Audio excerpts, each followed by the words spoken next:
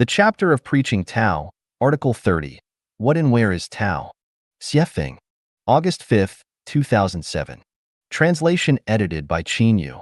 In the first chapter of the Gospel of John, it is described, "In the beginning was the Word, and the Word was with God, and the Word was a God. This one was in the beginning with God. All things came into existence through him, and apart from him, not even one thing came into existence." Many Chinese translations render it as, "In the beginning was the Tao, and the Tao was with God, and the Tao was God. This Tao was in the beginning with God. All things were made through him, and of all things that were created, none were made without him." From this we learn, at the beginning of the universe, the Tao already existed. In other words, before the universe was formed, the Tao was already there. The Tao was with God, the Tao was God, and God represents the Tao. All things were created by God, and it was through the Tao that they were created. Without the Tao, God could not create all things. Laozi expounds on the Tao in the Tao Te Ching. The Tao that can be told is not the eternal Tao. The name that can be named is not the eternal name. The nameless is the beginning of heaven and earth. The named is the mother of all things. The Tao is empty, yet its use is inexhaustible. It is deep, like the source of all things. It blunts sharpness, untangles knots, softens the glare, and merges with the dust. It is serene and elusive. I do not know whose child it is. It seems to have existed before the Lord. The Tao is elusive and intangible. Oh, it is intangible and elusive, and yet within is image. Oh, it is elusive and intangible, and yet within is form. Oh, it is dim and dark, and yet within is essence. This essence is very real, and therein lies faith. From ancient times to the present, its name has never been forgotten. It stands as a witness to the beginning of all things. From Laozi's exposition, we understand. The connotation and extension of the Tao are difficult to describe. The Tao is empty, yet the beginning of all things comes from the Tao. The Tao is the mother of all things and the origin of all things. Therefore, the Tao contains everything and is real. The Tao is empty, yet its function is infinite and unfathomable. It hides its light under a bushel yet is capable of resolving all disturbances. It is both brilliant and ordinary, like dust, formless and shapeless, seemingly existing and non-existing. The Tao existed before the birth of God. The Tao is elusive, giving a sense of vagueness. What is vagueness? The form of the formless, the image of the imageless. This is vagueness. Approach it and you do not see its beginning. Follow it and you do not see its end. What is this understanding and feeling? It is a state of holograph, boundless, with no fixed rules or modes, seemingly disordered yet orderly, containing image, substance, essence, faith, emotion, and righteousness. Buddha Shakyamuni in the Diamond Sutra reveals, all forms are illusory. If you see all forms as non-forms, you see the Tathagata. Those who see me by outward appearance and seek me in sound are treading the heterodox path and cannot perceive the Tathagata. The Tathagata comes from nowhere and goes nowhere, hence the name Tathagata. From Buddha's teachings, we understand. The Tathagata is the Tao, and the Tao is the Tathagata. Though the names are different, their essence is the same. Combining the expositions from the Bible, Tao Te Ching, and Diamond Sutra, we can fundamentally understand that the Tao has the following attributes. The Tao is the Tathagata, the mother of the universe, and the origin of all things. The Tao is the divine source. The universe and all things were created by the divine through the Tao. The Tao is empty, yet it contains all things, just as the Heart Sutra states, form is emptiness, and emptiness is form. The Tao can transform the universe and all things. The universe and all things are within the transformation of the Tao. The Tao is one. The entire universe is the Tao. Any object, life, or phenomenon is the Tao. Therefore, the universe is a hologram. The Tao is a holograph. Everything is within the Tao. It may appear disordered on the surface, but internally everything is orderly. The net of heaven has large meshes, but it lets nothing through. The Tao has essence, faith, emotion, and righteousness. The Tao is not unfeeling or untrustworthy. All the laws of nature are manifestations of the Tao. The birth, aging, sickness, and death of humans, as well as the rise and fall of human society, are also manifestations of the Tao. So, where is the Tao? The answer: the Tao is in everything. The Tao is in eating, drinking, defecating, walking, sitting, and lying down. The Tao is in the growth, flowering, and fruiting of plants. The Tao is in fighting, brawling, stealing, and robbing. The Tao is in turbulent waves, storms, and lightning. The Tao is in the flight of birds and the foraging of fish. The Tao is in the heartbeat of lovers and the anger of enemies. The Tao is in people's interactions and arguments. The Tao is in the rise and fall of the stock market and the bankruptcy of companies. The Tao is in the change of regimes and the rise and fall of dynasties. The Tao is in birth, aging, sickness, death, happiness, and sorrow. The Tao is in dreams. The Tao is in illusions. The Tao is in water. The Tao is in the mountains. The Tao is in the sky. The Tao is in the soil. The Tao is in the brain. The Tao is in the heart. The Tao is in the past. The Tao is in the future. The Tao is in all times and spaces. The Tao is in all things. How to seek the Tao. Please see the next article, How to Seek the Tao. 传道篇31, 如何求道. The chapter of Preaching Tao, Article 31, How to Seek the Tao. Xiefeng, August 6, 2007. Translation edited by Qin Yu. Having understood what Tao is and where it resides, the next question is how to seek the Tao. There is a famous saying in Taoism: fish are in water and people are in Tao, meaning that Tao exists within people and people exist within Tao. Therefore, seeking Tao is like searching for a donkey while riding on one. The problem lies in the fact that we are unaware that we are already on the donkey, or even inside the donkey's belly.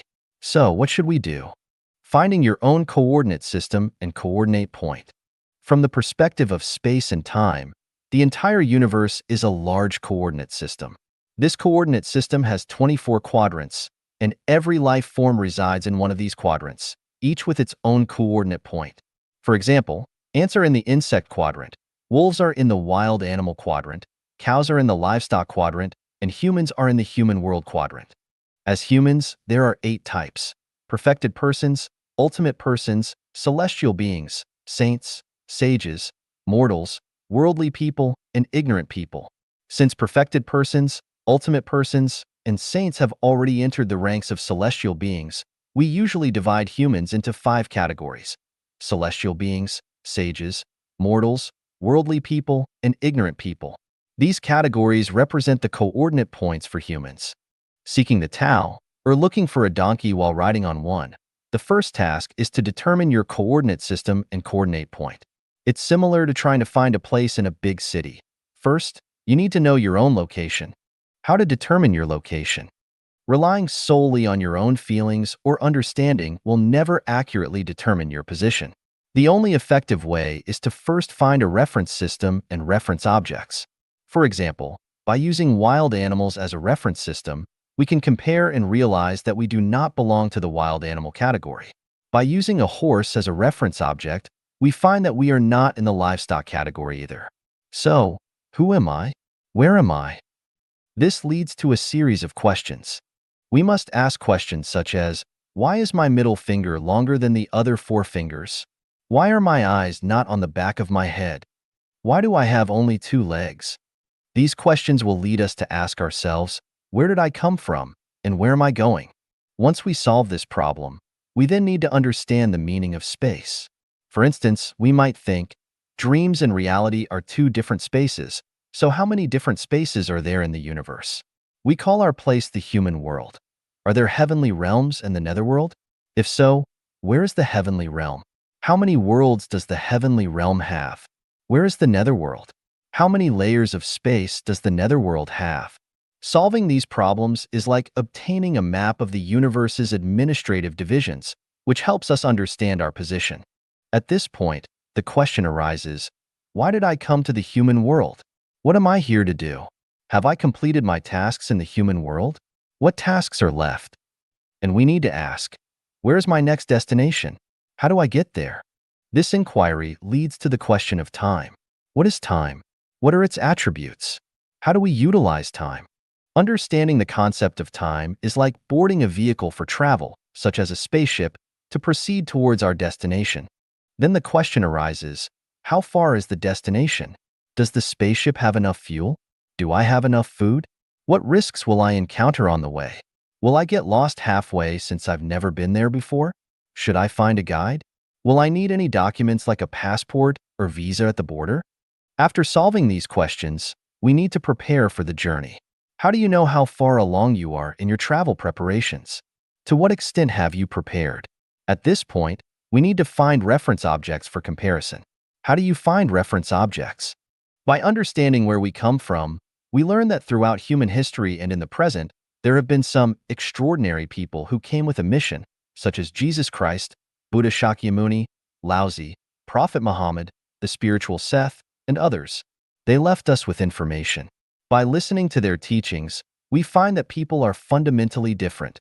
Truly, like attracts like, people form groups.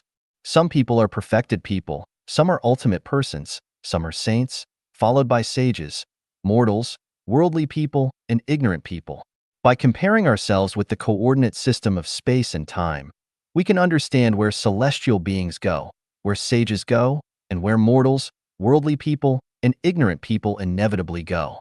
Knowing this, we can discern which category we belong to. Once we know which coordinate quadrant and category we belong to, our position becomes clear. The remaining task is how to quickly reach the standard. The process of exploration and effort described above is the process of seeking the Tao. This is what it means to seek the Tao. 传道篇32, 成道者是这样的.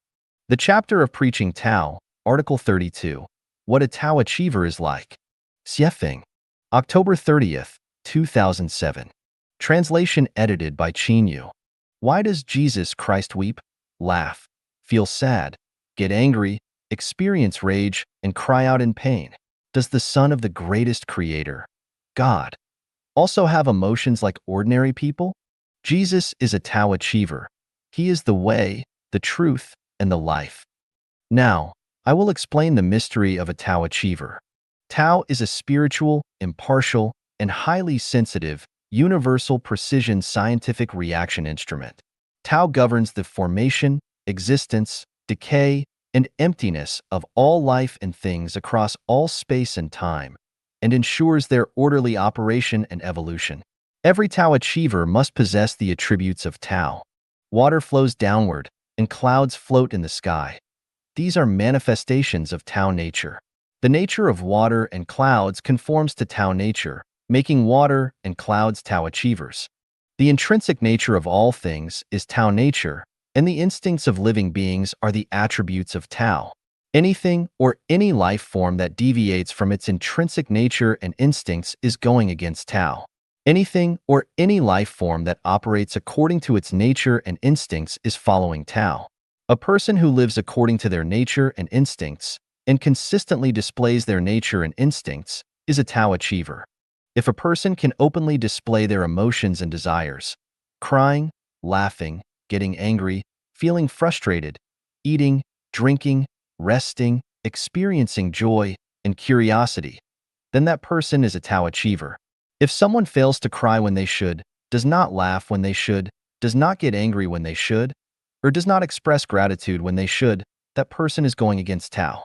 Life Genuine consistently encourages people to act according to their nature, which means becoming a Tao achiever. A computer network is a clear example of Tao. When we search for human, the network displays information about humans. When we search for maple leaf, information about maple leaves appears. The network responds with the information based on the input. This is the attribute of Tao. If we input human and get dog in return, or input maple leaf and get stone, then the network is going against Tao and is unusable.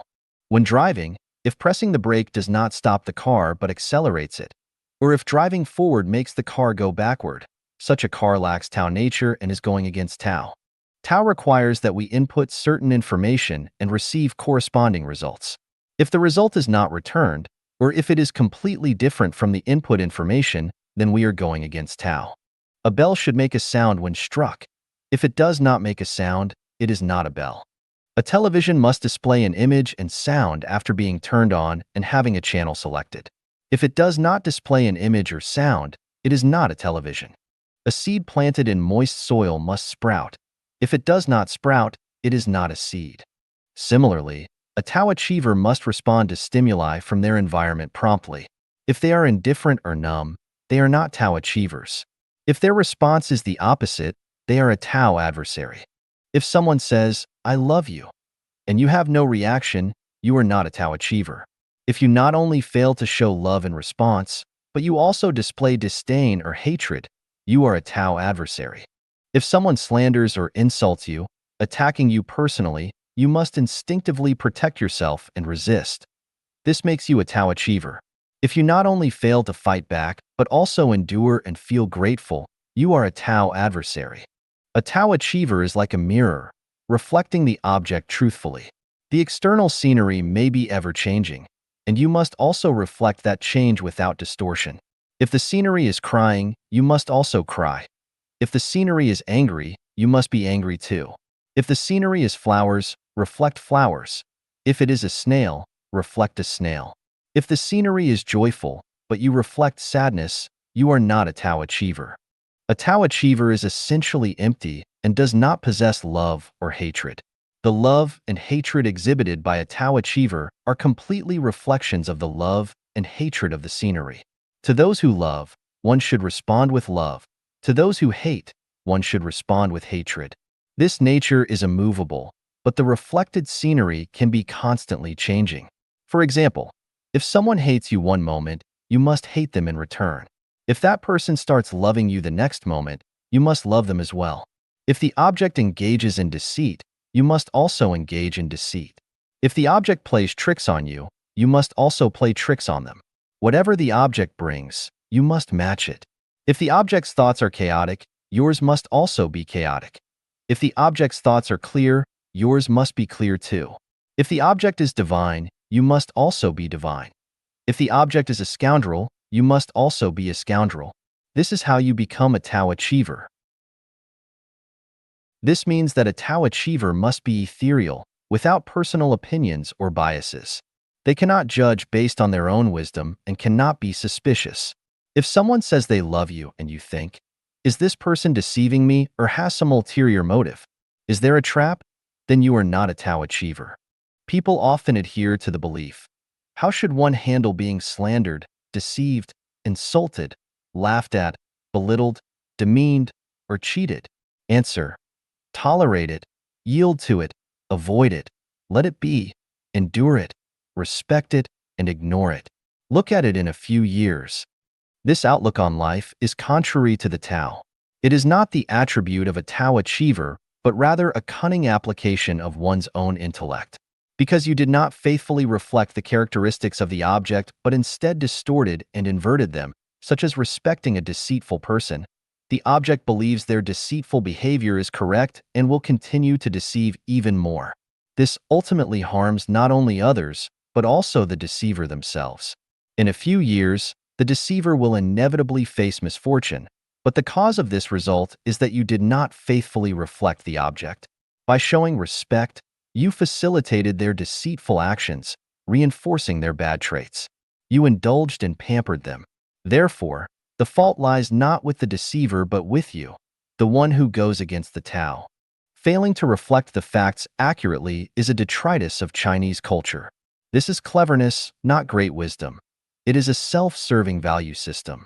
Being wise for self-preservation and failing to be realistic.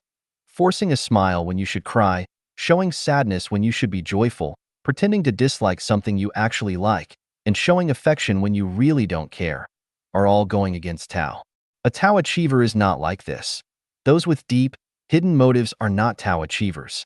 A Tao achiever is like an innocent child, displaying all emotions clearly on their face.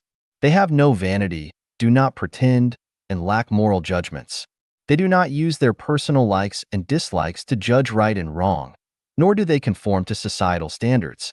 This is why Laozi emphasizes that a Tao achiever must return to the state of a baby, as Jesus said, to become like a child.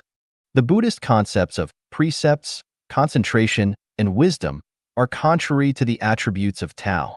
Precepts itself is a form of attachment and premeditation, distorting one's intrinsic nature. For example, if it is going to rain, trying to prohibit the rain is to distort the true nature of things. If one is very fond of something but represses their true nature, they distance themselves from Tao. In this situation, concentration becomes mere pretense, turning vibrant life into a lifeless corpse. The resulting wisdom is merely strategy and the strongest desires. Buddha Shakyamuni eventually recognized this problem, which is why he said he did not speak a word. And if someone says that the Tathagata expounds the Dharma, he slanders the Buddha. The Buddha is an enlightened one, not one who adheres to precepts, concentration, and wisdom. Buddhism has taken a very long detour, ultimately returning to the starting point. All Dharma becomes a raft to cross the river. Therefore, a Tao achiever must discard all Buddhist Dharma. If you still adhere to Buddhist teachings, you are not a Tao achiever who has crossed the river. There are two types of Tao achievers. One is a child who has not been tainted by worldly morals and values, and the other is someone whose wisdom is so profound that they have no trace of wisdom. Interacting with a child is interacting with Tao. To learn Tao, one must learn from nature, mirrors, and children, not from wise people. The beginning of this text mentions that a Tao achiever displays their intrinsic nature and instincts, which might lead to misunderstandings and excuses for wrongdoings.